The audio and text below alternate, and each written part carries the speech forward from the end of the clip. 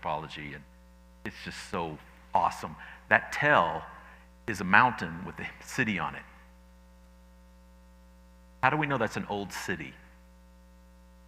Because the only reason that mountain is there is because a city was built at the same level as the city that we see, and then they destroyed it and built on top of it, and then they built on top of it, and they built on top of it, and they built on top of it. And after you build about 30 times a city, you suddenly become that high.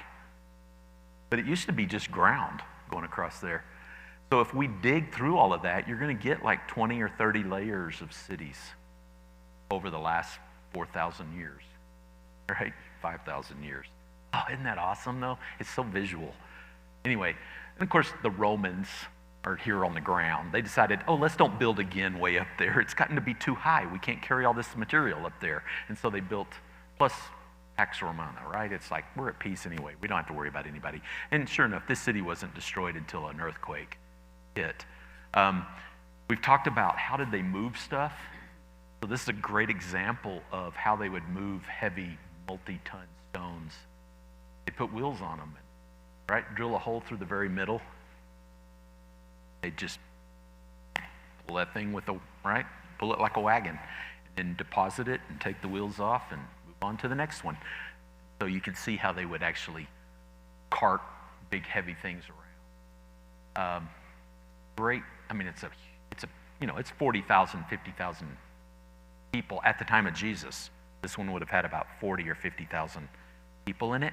So Jesus went there. It's on that going from north down to south, and there's the typical baths, right? This is their hot bath. So it, of course, was converted at some point in the 300s. They took the bath and converted a part of this was actually the spa area where they'd have massages after they'd have the cold treatment. They'd have hot and warm and cold, and get out and have a massage or just sit around and talk for a little while and have some tea or whatever. And in that area, the early Christians converted it to a baptistry. So that's all the original artwork from that time period when they did that in the 300s. And of course, the whole thing. The theater, though, so imagine you can see the one row of seats and the next row's rubble, and it actually was a 3-tiered. It seats 7,000. 3-tiered, had a whole roof, the whole bit. Again, geometric shapes, but this one, of course, predates Christians. How do we know? How do we know this was a part of the original, not the Christians? Because what do you see? Little Watts, little swastikas, right? That's the little thing that the Nazis would use, right? Because, that's a very old symbol.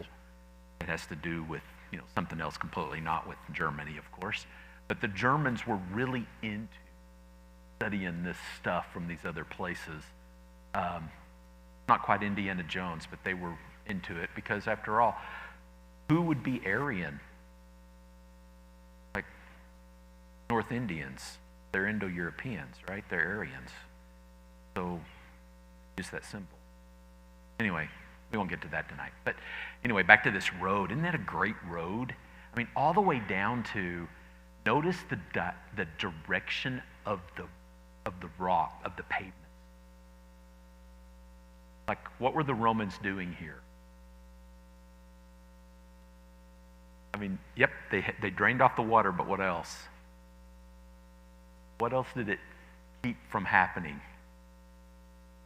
So think about hundreds of years of wagon carts, and you're not going to form ruts because, right, there's no pattern where a rut would form. So the city didn't have, because that's the main thoroughfare. Just a fascinating thing.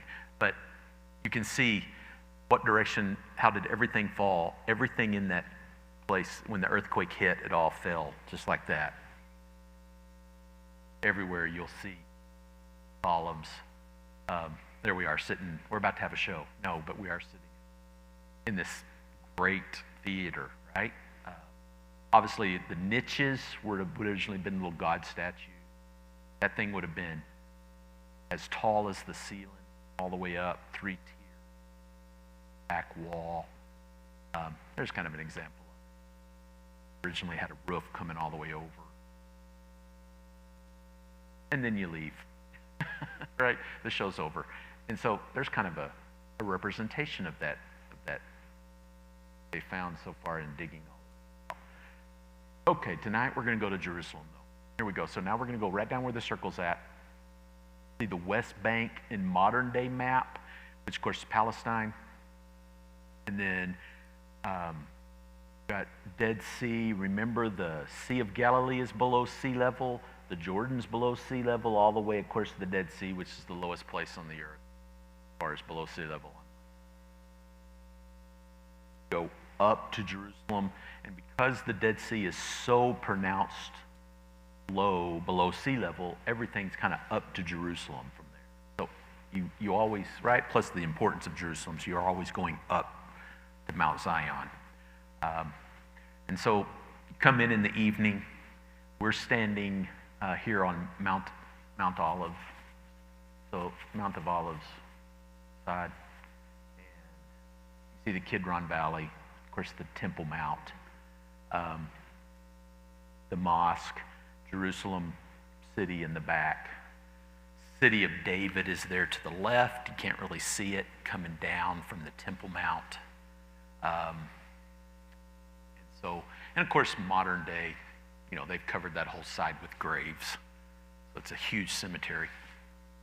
Just a little bit closer up of it, you can see there's a road that goes right around, a ring road. And then the Temple Mount itself, there's of course, the dome that's on the rock, right? What's underneath there. It's the rock where Abraham tried to sacrifice Isaac. And then, of course, the Jebusites had it as a place that was holy to them.